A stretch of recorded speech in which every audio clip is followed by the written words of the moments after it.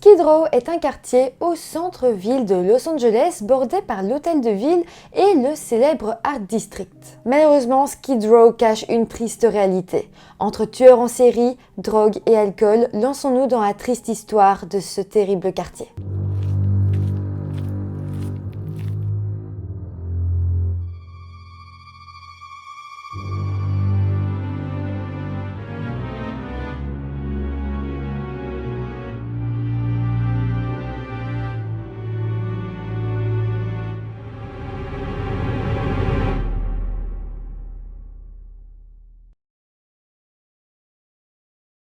Hello tout le monde, j'espère que vous allez bien. Aujourd'hui, je viens vous parler du quartier de Skid Row, comme vous l'avez compris. Pour vous parler de mon expérience avec ce quartier, en fait, quand je suis arrivée à Los Angeles, il y a quelques mois de ça maintenant, j'avais pris le bus jusqu'au centre-ville justement, et j'étais arrivée en plein milieu de Skid Row. Et vraiment, j'avais été assez choquée, je m'étais dit, ok, c'est ça le centre-ville de Los Angeles, et puis je m'étais un peu éloignée, et j'avais compris que ce quartier était juste un quartier qui était un peu mal fréquenté, un quartier avec beaucoup de personnes à la rue, et ça m'avait effectivement rendu assez triste, mais aussi c'était un quartier où je me sentais pas du tout en sécurité. Après ça, j'en ai un peu parlé autour de moi, et tous les Américains qui vivent à Los Angeles ou même sur la côte ouest connaissent Skid Row, et ils nous ont tous dit ok, c'est clairement pas l'endroit où aller, et c'est un endroit qui regroupe plein de personnes, soit dangereuses, soit des gangs, ou alors des personnes en difficulté qui sont sans domicile fixe et qui souvent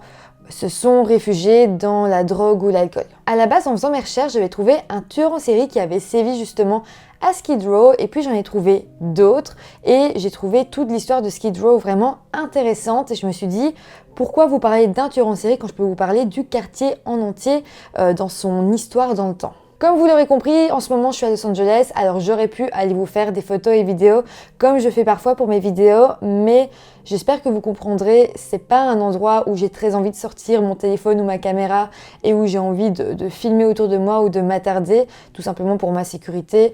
Donc j'ai pris des photos qu'il y avait sur internet, mais ça illustre très bien l'endroit. Bon, maintenant que tout ça est dit, n'oubliez pas de vous abonner à la chaîne si ce n'est pas encore fait, et maintenant lançons-nous dans la vidéo. Nous allons donc parler du quartier de Skid Row, un quartier se situant dans le centre-ville de Los Angeles. Le quartier va vraiment commencer à exister vers la fin des années 1800. En fait, un certain nombre d'hôtels résidentiels vont s'y installer car la zone était très fréquentée par des travailleurs saisonniers. Mais voilà, très rapidement, le quartier va dépérir.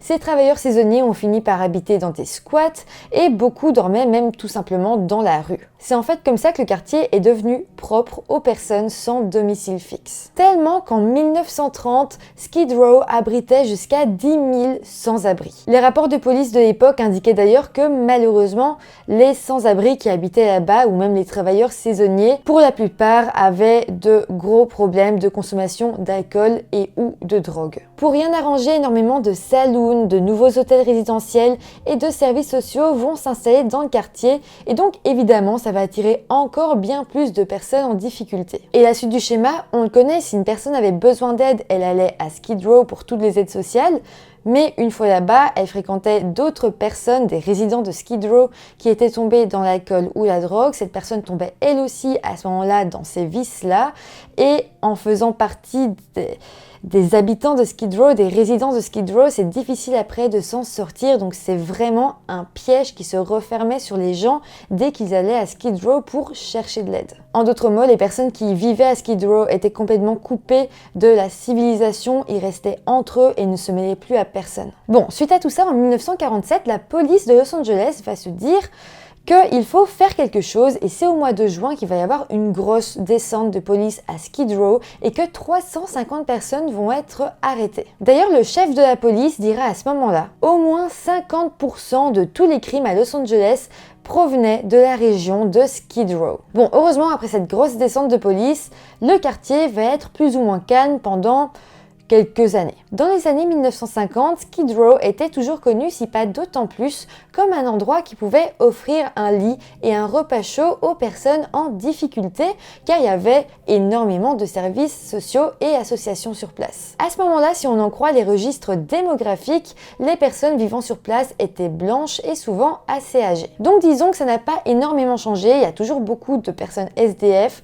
Simplement, disons que dans les années 1950, il y avait un petit peu moins de criminalité. Par la suite, en 1956, la ville voyant que Skid Row pouvait peut-être aller mieux, ils ont lancé un plan de réhabilitation. Ils voulaient en fait détruire les anciens bâtiments pour en faire des nouveaux, détruire les vieux hôtels qui avaient été construits des années auparavant pour en faire des nouveaux, pour quand même pouvoir accueillir de manière plus décente les personnes qui avaient moins de revenus et aussi que de l'extérieur, le quartier ait l'air plus beau. En 1960, plusieurs bâtiments ont alors effectivement été détruits. Mais malheureusement, rien n'a été finalement reconstruit, ce qui fait que les personnes qui vivaient dans ces hôtels qui ont été abattus se sont retrouvées sans abri. C'est dans cette ambiance générale qu'en 1964 est arrivé un certain Vaughan Orrin Greenwood et cette année-là, il va tuer 2 personnes qui vivaient justement dans les hôtels qui n'avaient pas été abattus de Skid Row. Donc, je reprécise pour être sûr, c'est pas des hôtels de luxe ou quoi que ce soit, c'est des hôtels résidentiels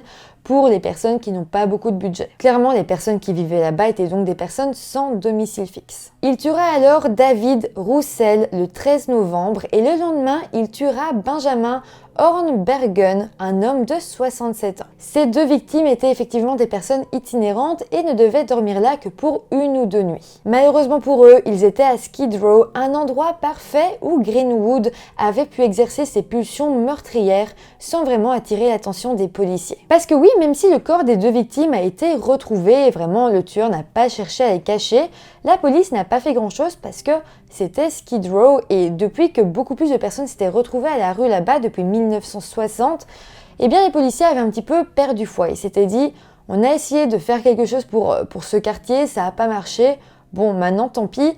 Et donc, quand il y avait des crimes, des délits, des meurtres, la police ne faisait pas grand-chose. Mais bon, en tout cas, Greenwood, le tueur, a été content de ne pas s'être fait attraper et il ne tuera plus personne pendant 10 ans. Ces 10 ans, c'était de l'année 1964 à l'année 1974 et il faut savoir que pendant ces années-là, la démographie de Skid Row va pas mal changer parce que comme je vous l'ai dit, Skid Row était surtout habité par des personnes blanches assez âgées, mais voilà, avec la guerre du Vietnam, etc., il y a eu beaucoup de vétérans qui ont eu des problèmes psychologiques, qui se retrouvaient à la rue après leur service et donc ces vétérans en question ont été à Skid Row. Ils étaient assez jeunes, souvent afro-américains et donc la démographie de Skid Row a complètement changé. On y trouvait presque plus de personnes blanches mais surtout des personnes afro-américaines.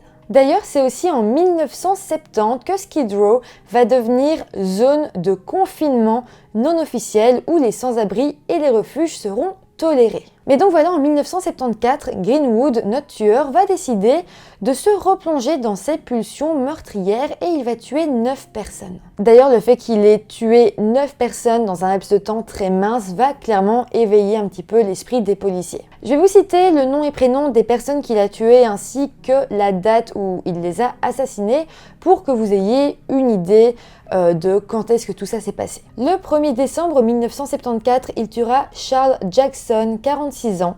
Le 8 décembre, Moïse Yakanak, 47 ans. Le 11 décembre, Arthur Dahlstedt, 54 ans.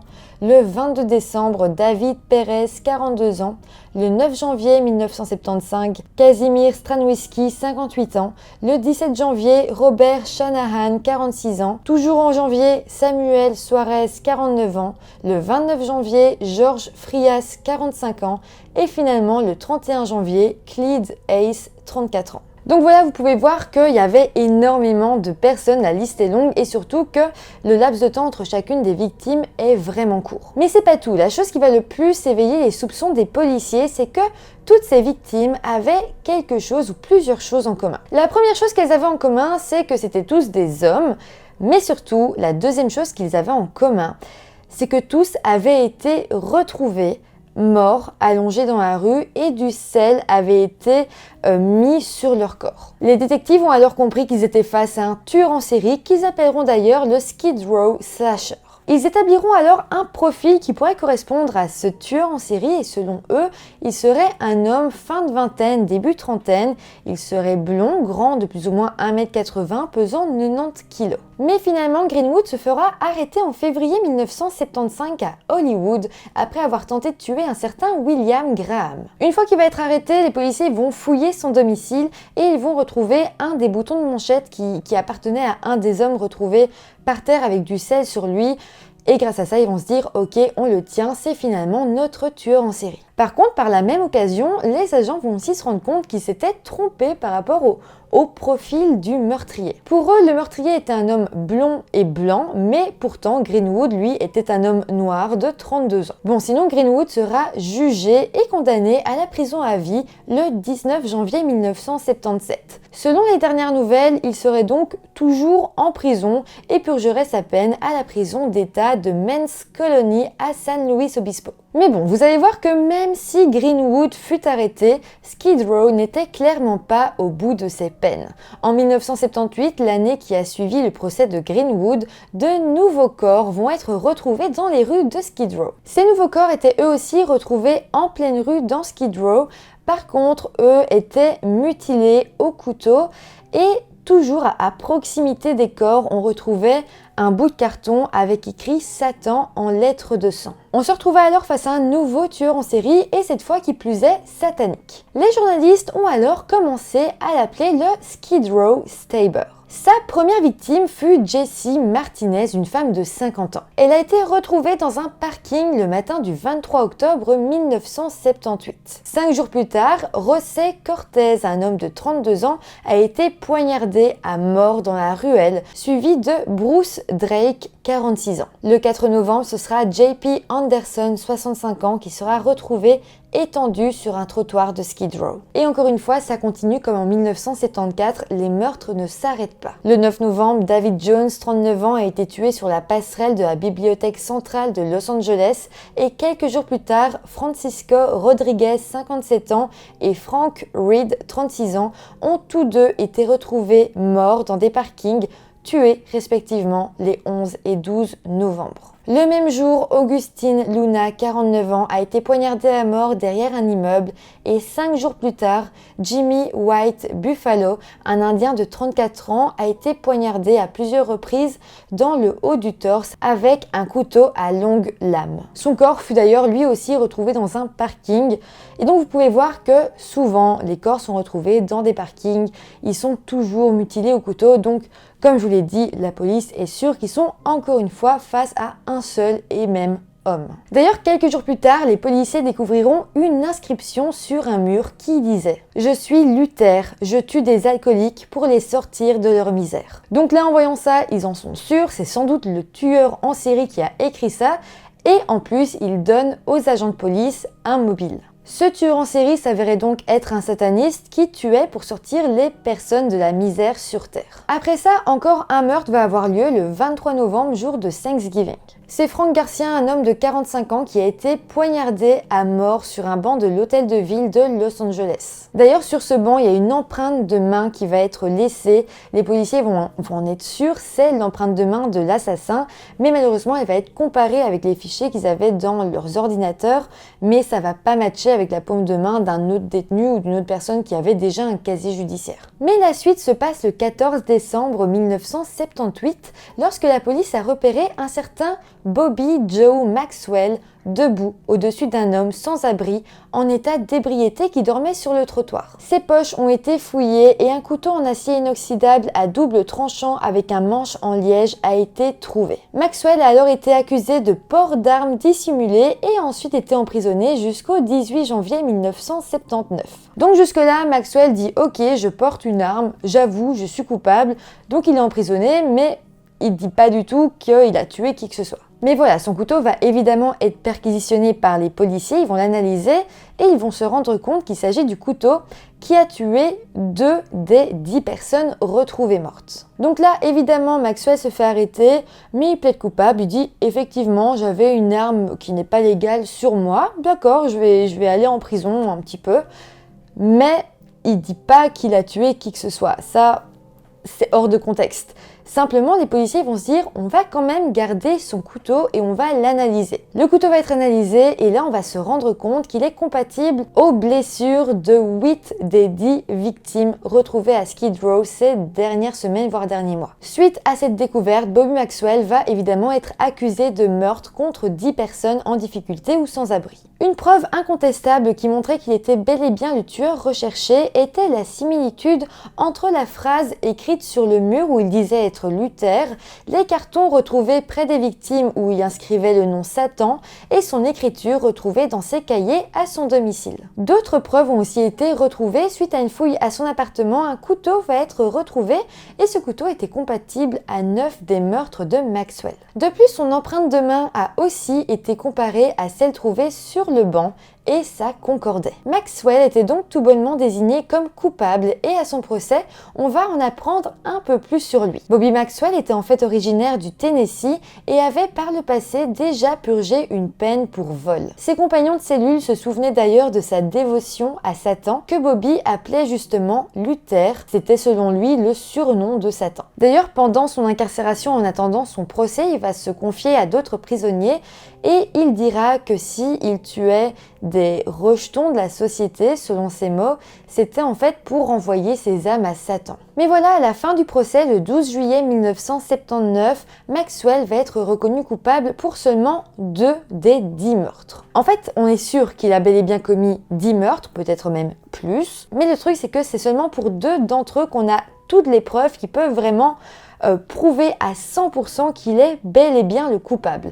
Pour les autres, on le sait, mais légalement parlant, toutes les preuves ne prouvent pas un maximum que c'est bel et bien lui le coupable. Bon, je sais pas si c'est très clair et si vous me suivez, mais en gros, il a été désigné coupable pour seulement 2 meurtres. Pour ça, il a quand même écopé de la peine de prison à perpétuité sans possibilité de sortie et il est d'ailleurs décédé en prison. Finalement, à la fin du procès, le 12 juillet 1979, Bobby Maxwell va être reconnu coupable pour seulement 2 de ses 10 meurtres. En fait, on est sûr qu'il a bel et bien commis ces 10 meurtres, mais les preuves légales, les preuves recevables au tribunal n'en prouvent à 100% que 2. C'est assez triste parce que toutes les victimes n'ont pas vraiment obtenu justice, mais malgré tout, Maxwell va être condamné à la prison à perpétuité. Voilà pour le chapitre des tueurs en série à Skid Row, parce que après ça, il n'y en aura plus de connus. Alors évidemment, même s'il n'y a pas eu de nouveaux tueurs en série dans le quartier, il reste aujourd'hui assez dangereux. Par contre, je pense qu'il y a une amélioration.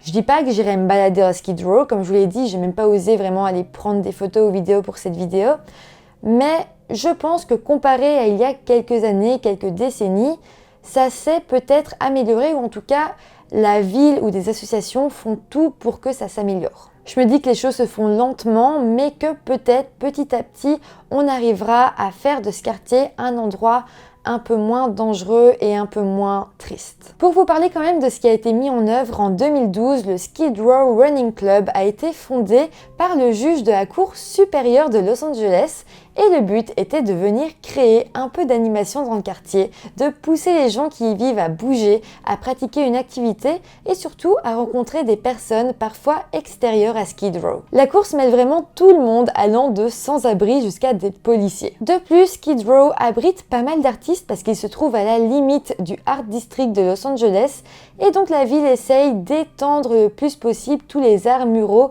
et les subsides jusque Skid Row. Parce qu'évidemment, parmi ces gens qui vivent dans la rue, dans les rues de Skid Row, il y a des artistes, il y a des gens qui peuvent faire des dessins vraiment de fous et qui arrivent à faire des fresques murales vraiment dingues qui viennent un petit peu sublimer les rues de ce quartier. Mais c'est pas tout parce que le Los Angeles Poverty Department, qui est un groupe de performance, a mis en place en 2019 des cours de théâtre et d'autres performances à Skid Row. Un journal publiera même: alors que de nombreuses organisations caritatives se concentrent sur l'entreposage et la police des populations sans abri, le LAPD tente de leur rappeler leur humanité unique, de les autonomiser à assumer collectivement la responsabilité de leur quartier et de la santé et de la sécurité de chacun. Donc je trouve ça vraiment positif et comme je vous l'ai dit, je trouve que petit à petit, on arrive quand même à aller vers quelque chose de meilleur. Si ça vous intéresse, je sais qu'il y a pas mal de films et de vidéos qui parlent de ce quartier. Il y a d'ailleurs un long métrage documentaire qui s'appelle Los Angeles Skid Row is my home